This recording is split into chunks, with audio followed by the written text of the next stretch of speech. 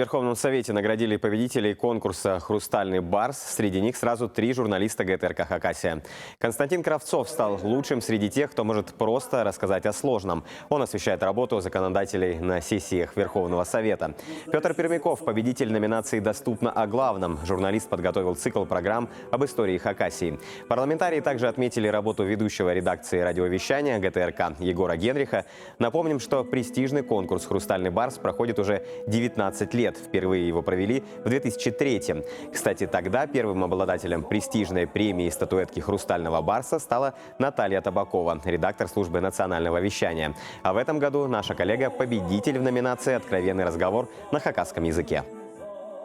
На хакасском его надо передать очень простым языком, чтобы всем было понятно, о чем идет речь. И вот тут я и в студии, и во время сессии старалась и видеосюжеты, и беседы таким образом передать легко, свободно и понятно.